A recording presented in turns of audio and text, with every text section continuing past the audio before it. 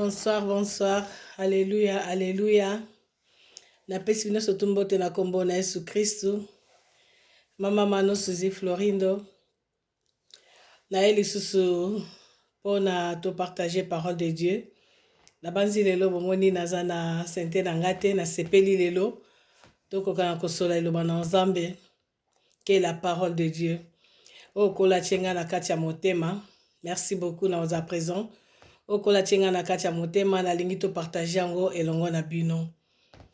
Alors na pesi bino surtout vraiment mbote na kombo na Yesu Christ na ba kozala présent.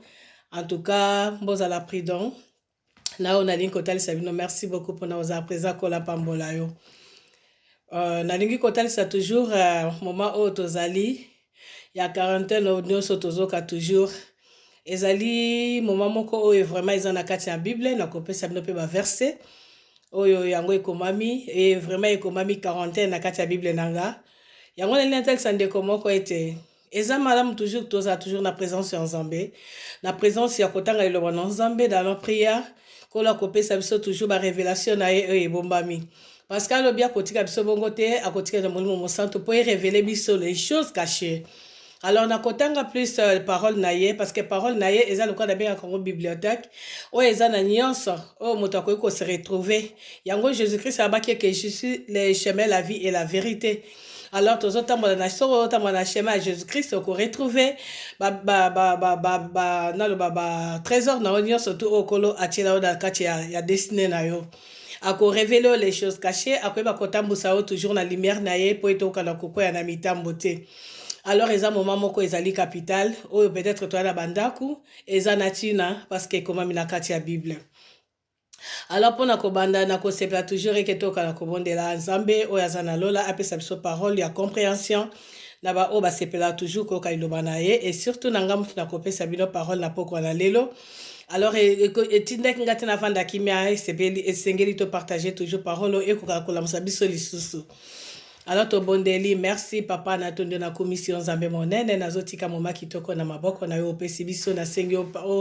o visiter biso présence des akati na biso e bandeli kino su comprendre contrôle ya noso pesa biso lobo ko te pa na yo e ko fungola mémoire pe penser na biso poto kotambola na ko na symbole boso na yo okumisa mosanzo lama na ba kolanda papa o pesa toujours bonne compréhension pe motema ya kobomba loba na yo peut-être ko biksa bomo na biso na na biso jusqu'à yokoya na kombones na bondel pe na lobi amen lola epambola biso. Alors lelo to resola toujours naza toujours na thème nangai oyo nazo ko partager toujours ya prière ezo sala makambo nango parce que Jésus-Christ Moussa so sala kazaki toujours ko bondela donc bazo ba prière c'est pas pour rien prière toujours pour ça toujours la présence en Nzambe to comme na intimité na kolo l'alliance na kolo pour kola ko ko révéler biso to de sa biso comme ça biso vraiment ba vase d'honneur na yo ko tchabilo ko malonga katkat na biso to négliger prière eza capital il lo ba Nzambe eza capital. Parce que le Nzambe otambola na prière. Jésus-Christ a dit je suis la parole. Masaki Moussa n'a été sans prière. Bible le bien avant ya banda mission na ye. Ake donc akota ki 40 jours pour natina na kosenga ko bondela. Ko lukelo Nzambe jusqu'à ce que tango abimi na 40 jours. Tala ndenge komeka makuta ezalaki na ye. Diable a ye komeka ye. Ye mutu aye pour délivrer mokili. Ye mutu aye pour abikisa biso. Ye mutu aye pour changer bon mona biso. Ye mutu aye a libérer biso. Ye mutu aye pour la biso abota sa boko na mangunda mais après 40 jours Bible le bien que 40 jours diable a komeka ye oyo azalaki puissant oyo azalaki Nzambe oyo azali Nzambe mais diable amekaki ye après 40 jours oyo akolia te komela te ça veut dire que prière eza pour elongisa biso parce que diable aza tout le temps azali ko sûr qu'il est diable aza tout le temps azali ko paluka baluka kotala nani oya koki oboma yango ya ko ta musala neta lakisa ki biso exemple oyo na ba oba kolinga ye balambi ye bazala toujours bato bazali ko bazali toujours na présence na kati na prière okoko za na présence ya Nzambe na prière na kotanga Bible okoko za na présence ya Nzambe na kokila nde prière ya bato ndenge tolobike mabondeli ya kokila ezali mabondeli musu ezali okabi na yo kaka mpona koadore nzambe parce que ya moyen ebele ya kosalela mabondeli oyo ezali yake kopusa yo na présence ya nzambe. Pourquoi nazoba likambo ya mabondeli? Parce que libondeli ntango moto aza toujours akoti na jeune na ye alobi nazozwa eza lokola neti ozozwa cure moko boye bapesi yo cure. On dit médecin qui te peut sortir pendant 5 jours. Mais là qui si on est tombé antibiotique, mais qu'on simba 1000 qui te comme là on a moment boité. Auto siango. Donc ils ont toujours pour nous protéger on a danger moko boy. Donc prière peut pas na biso, ils allaient pour nous protéger biso na danger moko boy. Oh ils a peut-être liboso. Yango yeso avant banda mission na ye atalisa kiango kezali capital. Ezali capital. Donc les bons délits et prière ko tambo samate sans le bon nzambe, le bon nzambe peut-être ko tambo samate sans prière. Ils ont les lots na da mikola leli tozomona toujours que bazopesa biso bateme toujours ya kobondela mais au moins la négligence moko ezali c'est parce que tozokota te vraiment na présence ya nzambe so kota na présence ya nzambe komana kezali pona bato wana te ezali pona yesu te mais ezali pona tina bomoi na yo pona tina bomoi na yo ekokana kozala vraiment souple ya koyeba ko batela ma na mipepe ekoki koya de gauche à droite tozomona toujours na hôpitaux ne tozomona ba hôpitaux ba docteur bazopesa bato babita mususu une semaine amelaka kaka mai akolie le côté parce qu'il faut basala examen général zoto na etika la vide pour ete bakala kokoka ko biki ko sala ye ba examen na ye pour akoka na kozwa kiso ekoki donc biso peta tozo kota na prière tozo kota na kati ya mabondeli tamusi ya 1 jour 2 jours 3 jours ezali pour ete toka kozala purifier na Saint-Esprit akombola nyonso donc pousse à la présence ya nzambe toko ma pepele ozomona donc ya on a natal c'est que ndeko moko ezalaki na mwasi moko histoire on a lingi yango mingi eza na kati ya Marc 5 verset 25 bani on a 24 mais 25 nde histoire ya mwasi ya motangi makila bible bien que yesu azalaki koleka uta ekosala toujours mission na ye awoti ko bikisa toujours moto akangamaki toujours na kati ya cimetière mais tango azoya abikisaki moto wana akende okuta moto wana siko na kati na église to na kati na famille to na kati ya bato bakutaki bato bakutaki azaki sous na sens azaki na ngona cimetière te bakutaki na bon sens donc na bakambo moka malam do yesu abikisa moina ye oye sike ezalaki incurable oye sike ezalaki moto akoki kobikisa te ezalaki Jésus-Christ nde moto abikisaki. Pourquoi? Parce que Jésus-Christ azalaki moto ayaki déjà azalaki pire na ndenge azalaki kosala mosala na ye. Donc la même chose pe mwasi motangi makila bible ezoyebisa biso ke mokala na nzambe elobi mwasi wana akotaki de gauche à droite abebisa misone ebele na baminganga na banini mazwaki lobiko te parce que azalaki na maladie moko ekomaki incurable ndenge lelo tozomona sikoyo mopepo ebimi eza neti incurable o moto koka kobikisa yango te o moto akoki kolongola yango te donc puissance wana ezotaka repa na nzambe nde moto akoki kolongola yango mpo bakokoloba lelo esili nde tokaki na Chine mais lelo toyokaki ezobota lisusu mais eza na moto moko aza capable ya kosala yango ezali kaka Jésus-Christ balobi moto wana ntango amonaki Jésus-Christ akweyaki na makolo akende kokwea na makolo ya kolo donc amonaki moto akoki kobikisa ezalaki kaka Jésus. Pourquoi? Parce que Jésus azalaki déjà pur parce que atondisamaki déjà na molimo mosantu atondisamaki déjà na force azalaki déjà na nguya na toujours mpo na nsina na kobondela oyo kobondela moto aza kobondela akomaka na dimension mosusu parce que ekomi biloko mibale na kati na biso libanda na biso ezali bomoto na biso mais na kati na biso ezali plus esprit ya nzambe donc eza bon nzambe ye moko kati na biso parce que kola la ki biso alobi ke ya fanda kanandako oyo atongi na bato te mais oyo ya tongi alors na ni kotal c'est que li bondeli ezo conception na présence na communication directe divine na kolopo na tina te to kana kozala moko na Yesu pa lobi akofungula kokota oyo akolinga ye donc de papa na ye na papa ne bakokota to zakto ko bana na ye donc ezali loba oyo ezali sacré ngala bakalika loba na nzambe eza sacré ezali loba ko sakana ngoto soko ozwi yango valoriser ngo pesa ngo valeur okomona ba onction nango okomona ba miracle nango okomona ba effet nango katikati na bomo na yo. Alors na linko okende lisu mingi kuna temenene tsa ke mwasi wana tango mona ki Jésus na décision azaki alobi na wumeli mingi na pasi nanga na bebisi miso nanga na tambusi bomo inanga par-ci par-là na kena ba minganga ti jusqu'à ce que na komi moto akochola na komi soni maladi nange ko maladi ya soni maladi nange za okena pa batute parce que na komi solo mabe mais tango akoka amona ki Yesu la Bible le bien ki azalaki koya azoya jusqu'à ce que albiso ki na gunza mikaka na simbi ate là-bas parce que bon foule ezalaki ba foule ezali mais asalaki effort ya kokende la foule wana po azalaki na incurable moko na nzoto na ye po akomaki na suka po azalaki na esengo lisusu te na vie na ye po akomaki na kobanga moko na kati ya bomoi na ye lelo tozomona yango bato baza na kobanga kobima libanda parce que incurable moko ezotambola obenga moto boya lobi oyebi te virus wana ngakutanga besoin otanga kombo yango te virus wana mais toluka le vrai virus na biso ezali makila ya yesu jésus christ ekota kati na bomoi na biso parce que yango nde eza bomoi ya seko parce que jésus alobi azali la vie éternelle toluka nde totya nde kombo ya jésus christ liboso mpo mwasi atambolaki na baminganga bakombo asa moyo azolaki yango lobiko te kombo ya virus wana bozotanga epesa bino lobiko te mais kombo ya jésus christ na kati ya monoko na bino ekopesa biso bomoi tout ça l'erreur te na solaki na mosali na nzambe moko lobi afungweli nga makambo ko esepelisaki nga parce que na posa ki question est-ce que koyebisa ngai te nzete ya bomoi wana eza na kati ya jardin de Dieu wana batiaki eza nini ntango explikaki nga motema na ngai esepelaki toujours nalobi ya solo mabombami ezali bato nzambe atie toujours baprovision na kati ya basali soki tokozala bato oyo ya kondima toujours kondima liloba na nzambe koluka basali ntango mosusu oyo otangaka ngo mokomprenaka te mais eza na mosali moko oyo abangaka nzambe oyo alingaka nzambe asala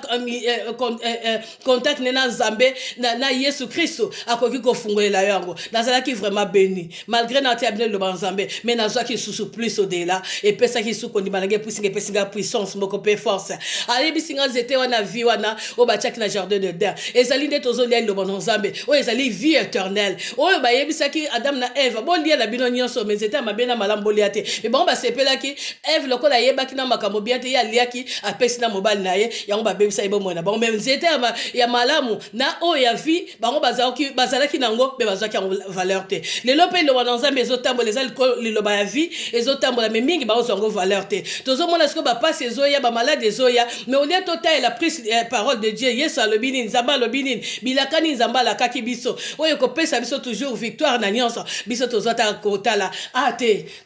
bateme ekomi ebele banzembe okute komobima po nakoki tofungola vraiment moral na biso conscience na biso exeke ntango ozotanga kombo eske na monoko na osepela kotanga kombo diable otambolaka na ngai na oyembela nzembo moko mpona diable okoka te donc esprit wana efai na kati ya virus wana to na kombo wana erappele oke ezali oyo ekoki kosepelisa te eza loko eza moto aza kobela esprit ya lepre wana oyo ezalaki na ntango na kala alors tokotanga botanga parce que na ntango kotanga te napesi Marc 5 verset 25 à 33 mais Bible le que moi siwana a touché force moko bima ikati na Yesu ebikisaki ye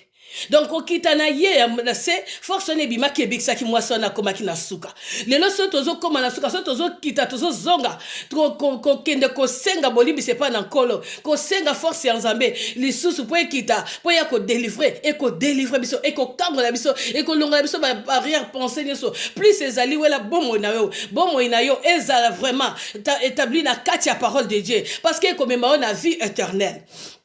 Bible lobi agumba maki moi motali boma azaki liboma kutu Bible lobi atanga monaki Yesu akende kokoya na makola ko oyo aza déjà aza na cimetière bakoka même pas kofungola basinga na ye bakoka même pas donc akangama déjà metanga monaki Jésus akende kokita donc pas moto suki Yesu abandi et pas mele na biso suki ya Yesu ezosala et pas bo moto abato suki ya Yesu ezosala parce que ayaki pona ko délivrer yango diable ayaki ko mekaye abandi ko bami bwaka gumba melanga na kopesa mokilo nyonso azaki la besoin mokili azaki la besoin plus abikisa ngai na yo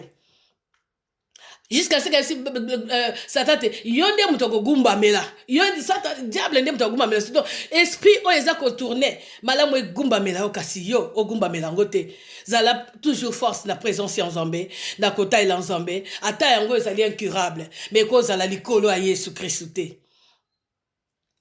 Alors, au Bogotanga, Luc, je crois, Luc 17, verset 20, là, le bandit, mais dans Luc 17, bon, mon histoire, oyo, Kolo Abixaki, malade moko ya lepre, Jésus-Christ, Abixaki malade ya lepre. Na mekana nko lukango, lié peut-être na.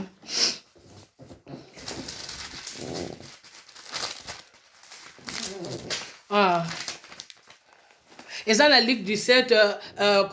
verset 12. Beaucoup de monde a malade. Merci beaucoup, merci beaucoup. Merci la reine mère, merci ma petite sœur chérie, la Pambolayo. Beaucoup de monde a kenakati à Luc 17, verset 12. Ils ont parlé sur Kawana lèpre.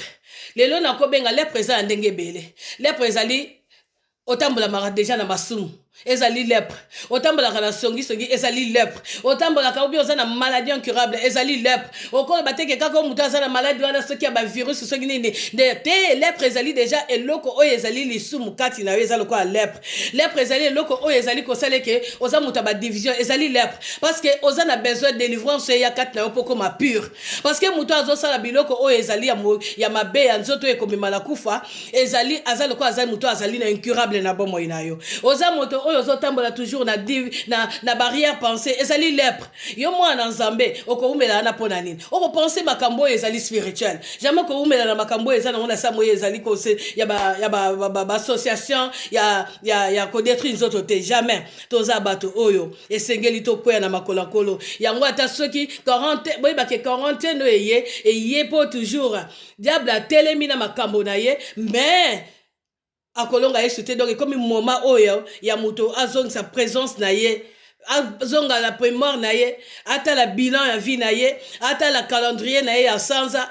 ata la calendrier na ye ya ne ata la calendrier na ye pendant la journée ndenge ni nazali liboso na nkolo ekoki kopesa yo peut-être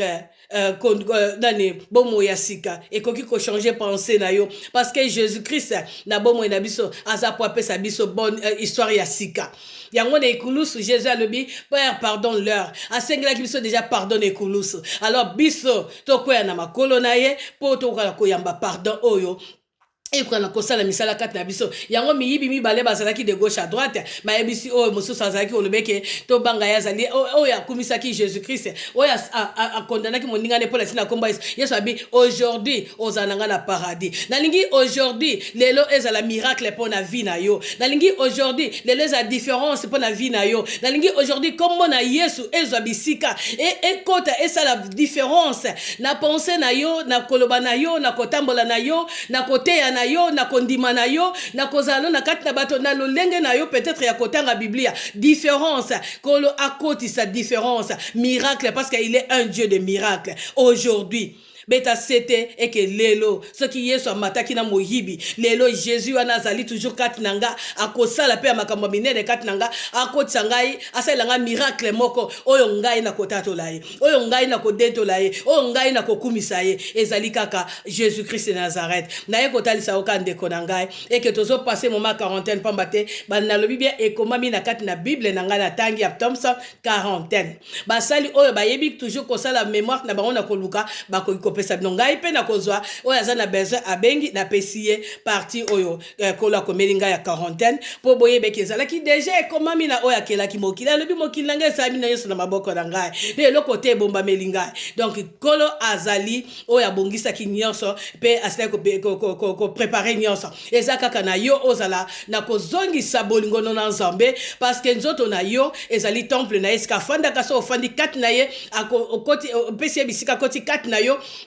yebeta ko révéler les choses cachées pour ko akobongisa bomo ina yo na se moi jusqu'à ce que ya ko kita na mapata to ko sepela ne longo alobi azali nzete o etelemi na kati ne bale o ezali olive po ebikisa bomo ina biso kombo na ende ko bikisa mo pepe o eza ko lengisa bato mo pepe o eza ko bangisa bato mo pepe oyo donc ezali teke ba kufi bangonde bazali ba o bazali condamné non. Mais ce qui est salami eza toujours toujours sa gloire et pas dans Zambé parce que ezali kaka yende azana capacité wana ya kolinga to ya koboya donc moto wana tamu sa ko bonde na Nzambe makei bongo sikoyo oza na grâce yo moto zinga kana Nzambe te ozora no peta makambo Nzambe te oleki bangote to leki bangote alors to zongisa relation na biso na Yesu to banga Nzambe to sa Nzambe na somo pe kolenga kolo akweba na kopambola biso ona zaki nango moke yango na baki ke na kai ko vanda nango pona ngate lokwa na kute na quarantaine na Bible na lina tele sabino ke ezali incurable ezali lèpre oyo kolo atiaki likolo ya mabe na kati ya mokili ekomami mpe ntina bamabe ebele mabe nyonso ya bakindomba mabe nyonso ya moyibi mabe nyonso ya kotangisa makila mabe nyonso ya koboma mabe nyonso ya makambo mabe ya moyibi ezala moyibi na kati na baeglize ekoma ebele na lolenge ebele donc ezali lepre luka kolo alongola yo lepre wana po okokana kozwa ngolu ya kobiangama mwana na nkolo mwana na nzambe moto na nzambe mondimi na nkolo pe moyekoli na nkolo plus ezali moyekoli na nkolo soko kovanda kati na makombi na nkolo okozala moyekoli na nkolo ya solo okotambola na somo pe kolenga okozala jamais na parti pris okozala jamais différent na makambo mosusu okoboya te mosusu pa te ya sango malamu okoboya te mosusu andima yesu okolinga kosakola sango malamu ntina bakufi okolanda bato oyo nyonso babungi okoluka relation na yo na nzambe alors kolo apambola biso merci pokwa malamu lilo wana nzambe ezwa bisika kati na bomo ya moko na moko na kombo na Yesu Kristo. Merci le Dieu tout puissant papa na tondo na commission nzambe mpona kobanda na ngai bandeli kino suka kopambola ndeko moko oyo asili koyoka liloba na yo oyo papa tika te sa mosala kati nango na kombo na Yesu na bondeli mpe nalobi amen.